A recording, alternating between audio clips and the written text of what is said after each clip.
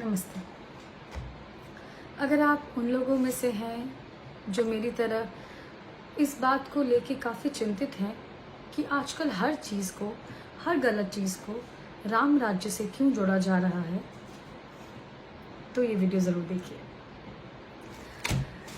अभी आपने कुछ देखा होगा कि कुछ दिन पहले जो हाथरस में जो घटना हुई, उसमें राम राज्य को योगी आदित्यनाथ के बाद सबसे ज़्यादा यूज़ किया जाने वाला हैशटैग था।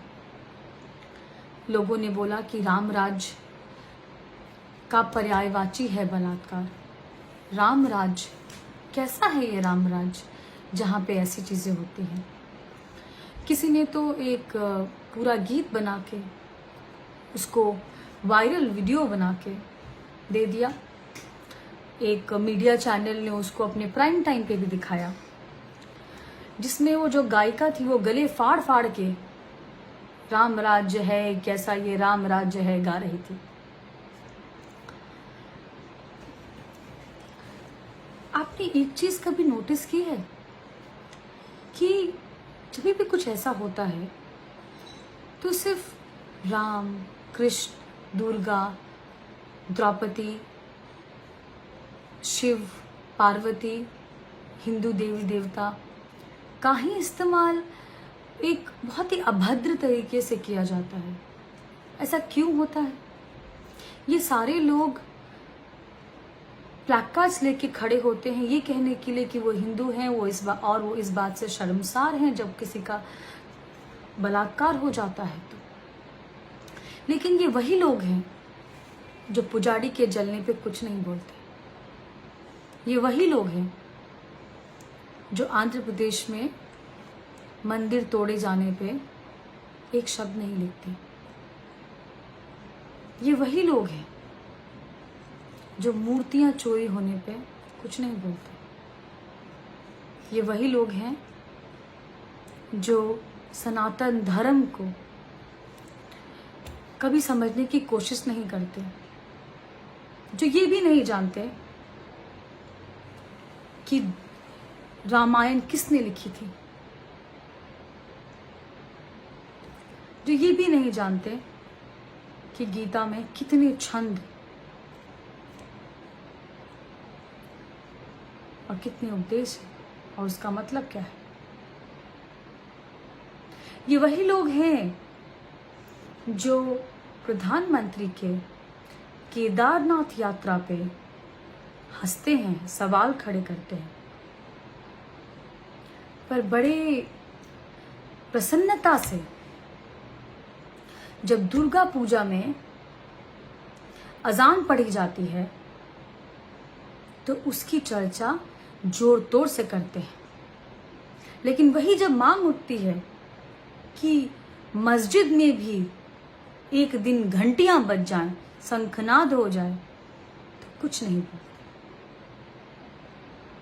ये वही लोग हैं जो बंगाल की एक एमपी जो अदाकारा भी हैं, उनको जब दुर्गा का एक एक्ट करने पर जान की धमकी मिलती है तो उसके पीछे खड़े नहीं होते। लेकिन जब एक समुदाय, एक व्यक्ति विशेष ये बोलता है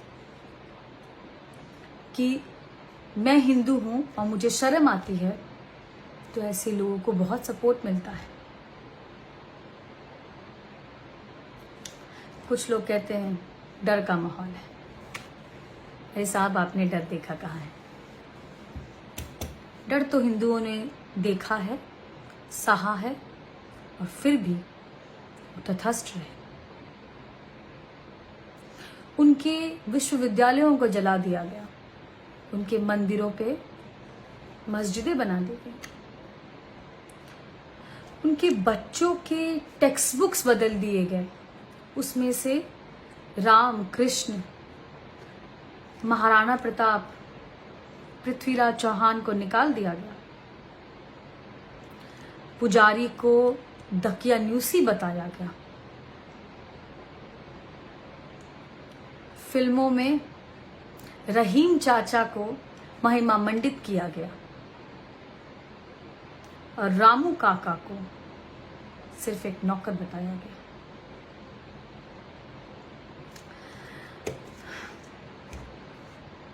मंदिरों पे जाके चिल्लाता है नायक और बोलता है कि मैं तुम्हारे मंदिर, मैं सीढ़ियों पे कदम नहीं रखूंगा, तो पब्लिक ताली बजाती है। पर मुझे वही नायक कभी भी ये कहता हुआ नहीं सुनाई देता कि मैं आयतें नहीं पढ़ूंगा, मैं 5 वक्त की नमाज नहीं अदा करूंगा। और धर्म एक व्यक्ति विशेष का अधिकार है और वो उसको उसी तरह से देखेगा जैसे कि बाकी सारी चीजों से, जीवन से जुड़ी हुई चीजों को।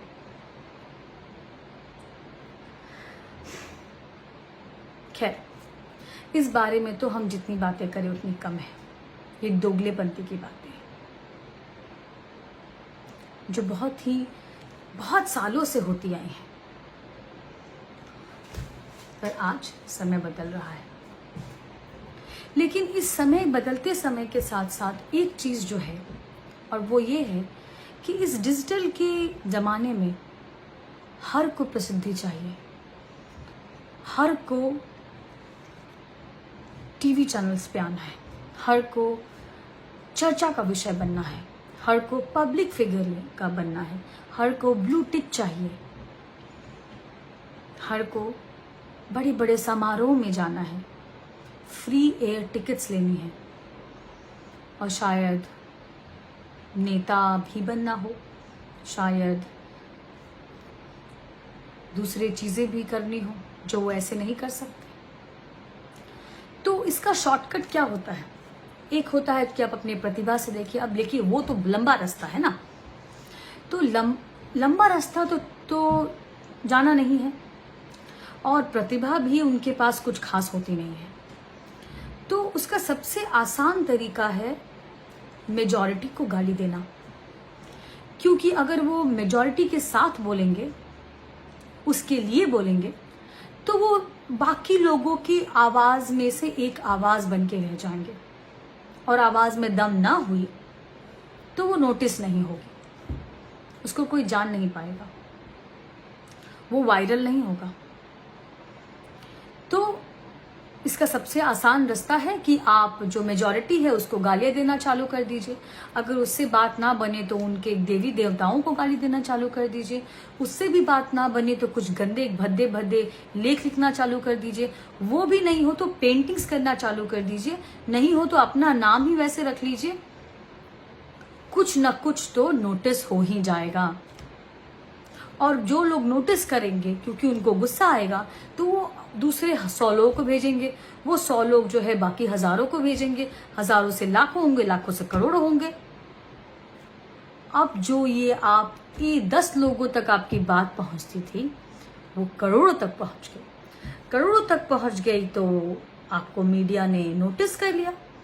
अब मीडिया ने नोटिस कर लिया तो आप चर्चा में आ गए। चर्चा में आ गए तो आजकल एक बहुत ही सस्ता सा उपाय है, वो ये कि भगवा टेररिज्म को बोल दो। अब भगवा टेररिज्म एक नया वर्ड है, भगवा आतंकवाद जिसको बोलते हैं, एक नया वर्ड है जो इन छीछड़े लोगों ने नया निकाला है, क्योंकि इनको और कोई तो दूसरा शब्द मिला नहीं कुछ भी बदनाम करने के लिए। तो चलो यही, क्योंकि आतंकवाद काफी ट्रेंडिंग है तो इसके साथ भगवा लगा दिया, भगवा भी काफी ट्रेंडिंग है। तो जब ये लगा दिया और दूसरा हो गया लिबरल, तो अपने आप को बना लिया लिबरल, और जो उनके खिलाफ बोल रहे हैं वो हो गए भगवा, भगवा सदस्य, भगवा गैंग के मेंबर। और उसको एक तरह से डिमोनाइज करके, उसको विलेन बना के और आग उगलाई। तो ये और आग उगली। अब जो आप 10 लोगों तक आग उगलते थे और वहां तक पहुंचती थी, अब आप डायरेक्टली करोड़ों तक पहुंच रहे हैं। और करोड़ों लोग तक जब आप पहुंचने लगते हैं तो ब्रांड्स आपको नोटिस करने लगते हैं। ब्रांड्स नोटिस करने लगते हैं तो आपको मंच मिलने लगते हैं। मंच मिलने लगते हैं तो लोग आपको सर्च करने लगते हैं। सर्च करने लगते हैं तो वो आपके वेबसाइट पे पहुंचने लगते हैं, आपके यूट्यूब चैनल पे पहुंचने लगते हैं, गाली देने के लिए सही, पर पहुंचने लगते हैं। आपके वीडियोस को व्यूज मिलने लगते हैं। जब व्यूज मिलने लगते हैं तो जो डिजिटल प्लेटफॉर्म है ये नोटिस करता है कि ये आदमी बहुत सारे लोगों को मेरे प्लेटफॉर्म पे लेके आता है, तो वो आपको पैसे देने लगता है। वो हुआ आमदनी का जरिया नंबर 1। दूसरा जब आपको वो पैसे देने लगता है तो आप उसके टॉप 10, टॉप 20, टॉप 100 में आने लगते हो।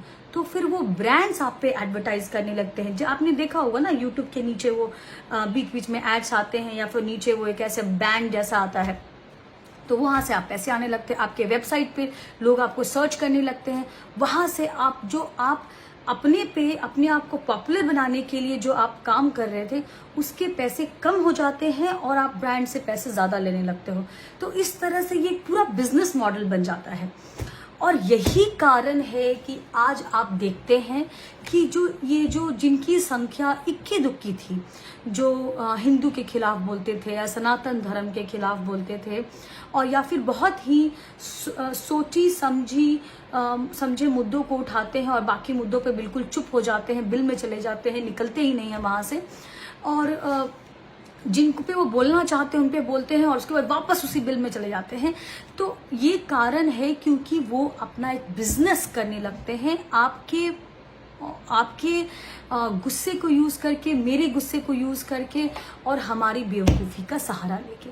तो अब इसको खत्म कैसे किया जाए? तो मैं आपसे बस यही निवेदन करने आई थी कि इसको खत्म करने का सिर्फ एक ही तरीका है कि आप ऐसे चैनल्स को सब्सक्राइब मत कीजिए। सबसे पहले अगर आपको कहीं से भी ये व्हाट्सएप फॉरवर्ड आता है तो आप उसको फॉरवर्ड मत कीजिए बाकी सारे लोगों पे। आप उनके यूट्यूब चैनल्स पे जाइए, वहां पे जाके उनको रिपोर्ट कर दीजिए और साथ में डिसलाइक कर दीजिए।